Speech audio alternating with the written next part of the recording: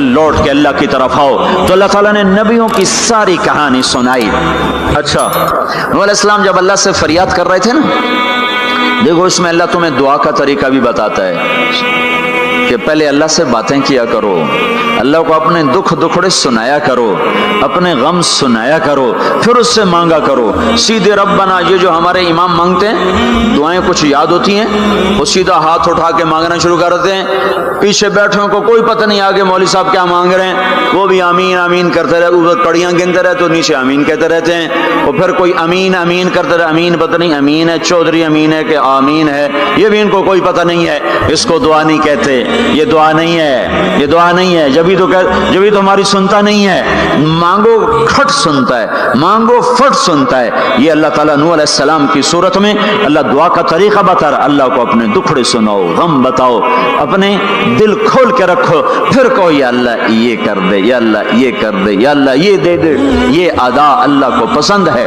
تو نوح علیہ السلام اللہ کو کہانی سناتے سناتے سناتے سناتے جب یہاں تک پہنچے، ہے تو اللہ کو اللہ کو ایسا پیار آیا کہ اللہ نے نوح علیہ السلام کی بات خود اچک لی.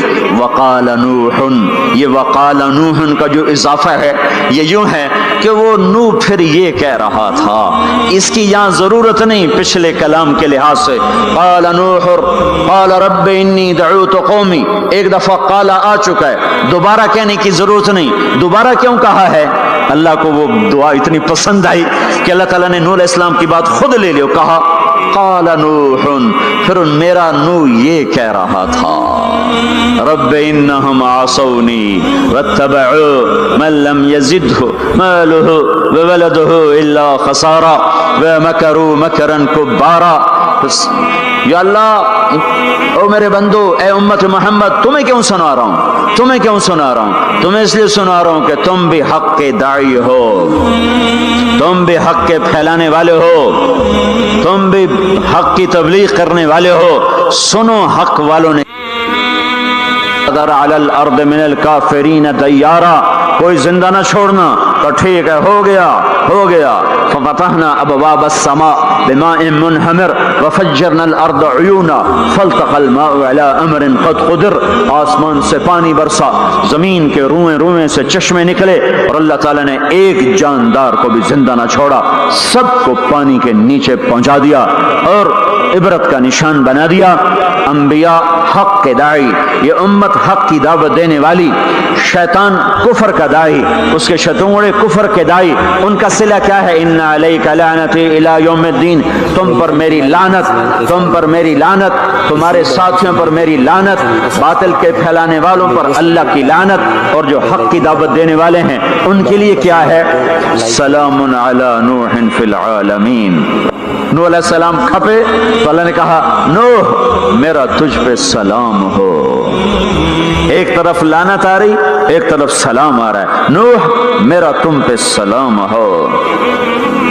ابراہیم علیہ السلام آگ میں جل اٹھے، اللہ نے بچایا تو اللہ نے کہا سلام علی ابراہیم، ابراہیم میرا تم پہ سلام ہو.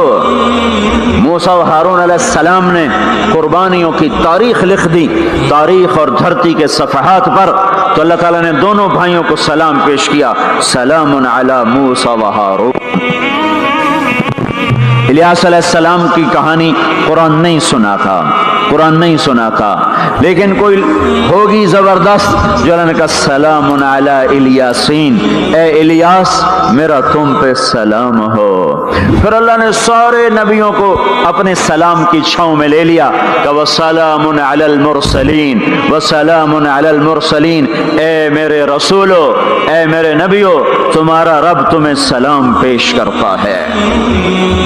پھر اس اپنے نبی کی سن لو، جب ہمارے نبی پہ سلام کا وقت آیا تو اللہ تعالیٰ نے سلام علی محمد نہیں فرمایا، جیسے اور نبیوں پہ سلام ہے، سلام علی نوح، سلام علی ابراہیم، سلام علی موسیٰ و ہارون، سلام علی الیاسین، تو اللہ تعالیٰ فرماتے سلام علی محمد. ٹھیک، تو اللہ اللہ ہے، اللہ اللہ ہے، بندہ بندہ ہے، تو اللہ فرماتے سلام علی احمد، سلام علی النبی الامی. نہیں نہیں نہیں نہیں نہیں، آپ کی شان جدا، آپ پہ سلام جدا، آپ کا مرتبہ سوا، آپ کا سلام درود و سلام بھی سوا۔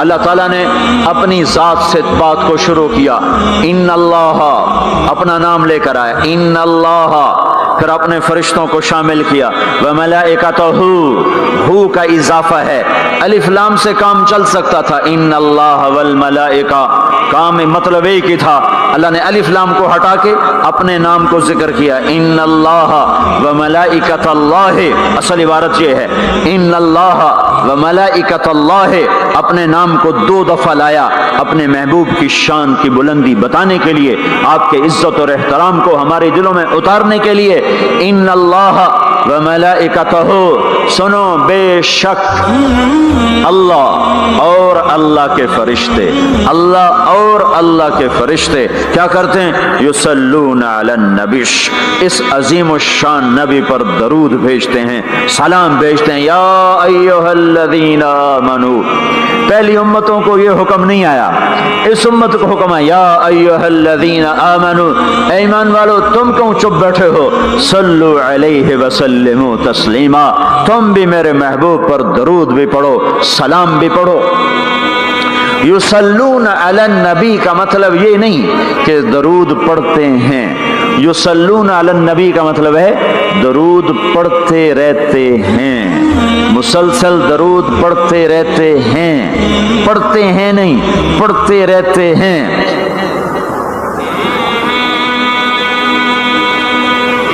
اب کیا ہے، اوپر فرشتے اور اللہ پڑھ رہا ہے، نیچے ہم پڑھ رہے ہیں، ہم تو کبھی پڑھتے ہیں کبھی چھوڑتے ہیں۔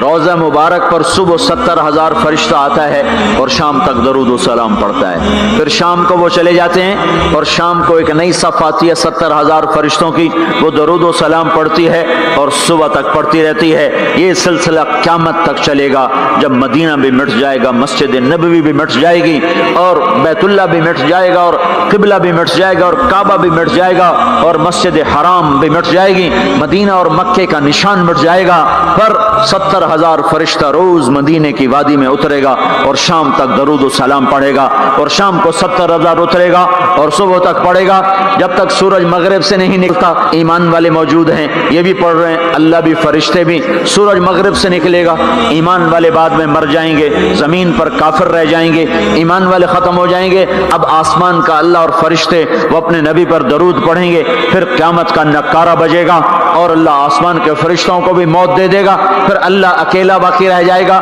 تو یصلون کا مطلب ہے کہ اس وقت اکیلا اللہ اپنے نبی پہ درود پڑھتا رہے گا، پڑھتا رہے گا۔